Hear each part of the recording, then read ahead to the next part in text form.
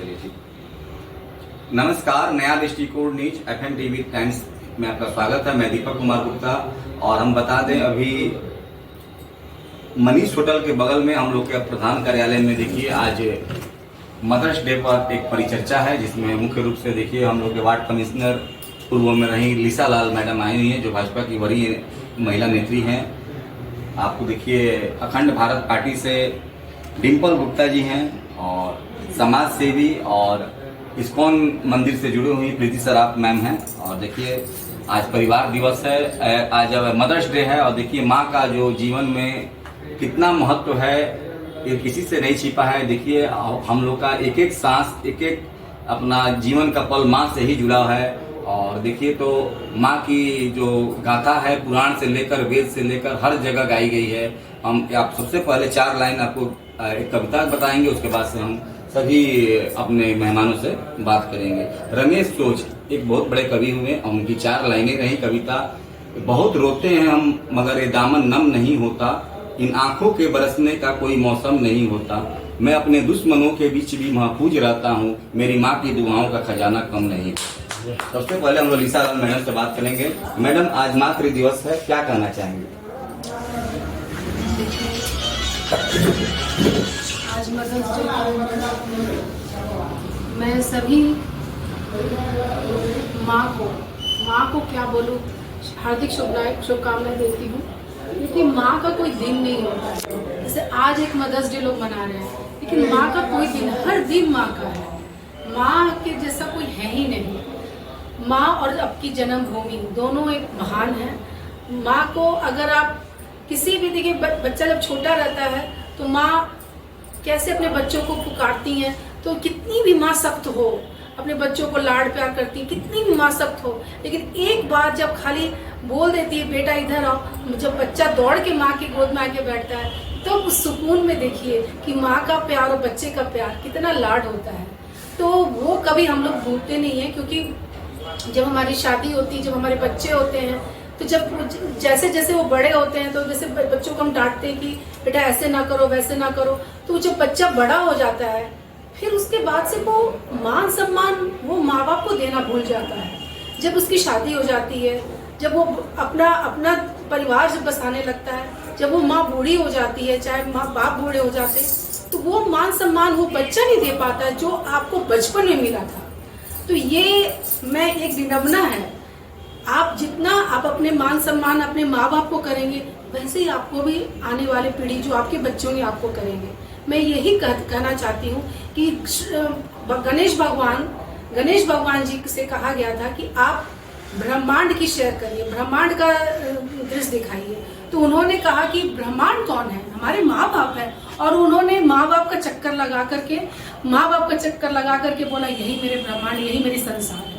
तो जब श्री गणेश भगवान जी के मन में इतना मान सम्मान है, तो हम लोग तुच्छ प्राणी हैं। इसीलिए मैं यही प्रार्थना करती हूँ कि आप हर दिन माँ को मनाइए। हर दिन माँ का दिवस है, हर दिन मदर्स डे है। और सभी बच्चों को मैं यही कहूँगी कि अपने माँ बाप का हमेशा आदर सम्मान करते रहें। चलिए, सभी बच्चों से आग्रह करेंगी हमेशा अपने माँ बाप का सम्मान करते रहें। और एक समय जब माँ अपने बच्चों को उंगली पकड़ के चलना सिखाती है और मुंह में निवाला खिलाती है, तो बड़े होकर बच्चे उसी माँ को भूल जाते हैं, उसी माँ से सवाल जवाब कर बैठते हैं, तुम मेरे लिए क्या की हो। चलिए, अब आपको 3 पंक्ति का एक उपन्यास भी हम बता देते हैं कि एक विधवा माँ थी और देखिए उसका एक बेटा ऊपरी वाला माला में रहता था और एक बेटा उसके निचले माला में रहता था। बीच में विधवा माँ रहती थी और हर 15 दिन पर एक दिन नागा देकर एक बेटा उन्हें भोजन देता था, दूसरा दिन एक बेटा देता था। लेकिन उस वृद्ध माँ का दुर्भाग्य था कि जिस महीना का 31 दिन का आता था, उस दिन उस बुढ़िया माँ को उपवास रहना पड़ता था। तो देखिए ऐसी भी कहानियां देखने को मिलती है। इसी क्रम में हमारे साथ प्रीति सराफ मैम, हम इनसे भी बात करना चाहेंगे, क्या कहना चाहेंगे? जी, सबसे पहले तो मैं सभी चैनल के माध्यम से सभी देखने वालों को मैं मातृत्व दिवस का शुभकामना और बधाई देती हूँ। और दीपक जी, मैं एक बात ये कहना चाहूँ कि हम माएँ हैं। माँ अपनी अनुभूति, अपनी अनुभव, अपनी प्रेरणा ये सब देंगी, लेकिन थोड़ा सा आप अगर युवा लोग जो हैं, जो कि आजकल मोबाइल पे मातृत्व दिवस मना रहे हैं, मदर्स डे मना रहे हैं, तो थोड़ा उन लोगों से भी उनके विचार जानने का प्रयास करेंगे तो बहुत अच्छा रहेगा। क्योंकि अनेक जगहों पे हम देख रहे हैं कि मोबाइल पे तो हैप्पी मदर्स डे, माँ तू मेरी जन्नत है, दुनिया है, ये है वो है, लेकिन रियल घर में अगर जाके मैनुअल देखा जाए तो एकदम विपरीत परिस्थिति है। कुछ एक ऐसे भी परिवार हैं जहाँ माँ को भगवान मानते हैं, कुछ ऐसे भी फैमिली है जहाँ के लोग, जहाँ के बच्चे पिता को, जो कि नहीं है इस दुनिया में, उनको संतुष्ट करने के बजाय उनके जो पितर जो कि जीवित है उनको संतुष्ट कर रहे हैं। सही मायने में पूछिए तो पितर को संतुष्ट करना कोई जरूरी नहीं है। अगर आपके माता पिता हैं और उनको संतुष्ट रख रहे हैं आप, तो किसी मंदिर, किसी मस्जिद, किसी देवल, किसी पितर का पूजा करना व्यर्थ है। अगर माँ बाप आपके किसी चीज के लिए तड़प रहे हैं, उपेक्षित हैं, और आप मंदिर में जाके 1 घंटा पूजा कर रहे हैं, स्टेटस पे लगा रहे हैं हैप्पी मदर्स डे, माँ तो मेरी ये है वो है, तो सब व्यर्थ है। तो कहने का मतलब ये है कि हमारा समाज कहीं ना कहीं अभी भ्रमित हो चुका है मोबाइल के कारण, कलयुग के प्रभाव के कारण और आजकल के जीवन के रहन सहन के कारण। मातृत्व दिवस के अवसर पे मैं सभी को आपके चैनल के माध्यम से देना चाहती हूँ सूचना कि वो ना कि मोबाइल, ना कि इधर उधर स्टेटस में या बाइट में दे करके, बल्कि युवा पीढ़ी, विशेषकर युवा पीढ़ी, क्योंकि हम लोगों का उम्र तो अब एक पड़ाव पे आ चुका है और हम लोग अपने कर्तव्य को पूरा कर चुके हैं, अपने माता पिता को हम लोग सेवा दे चुके हैं और अब हम लोगों का समय आया है सेवा लेने का।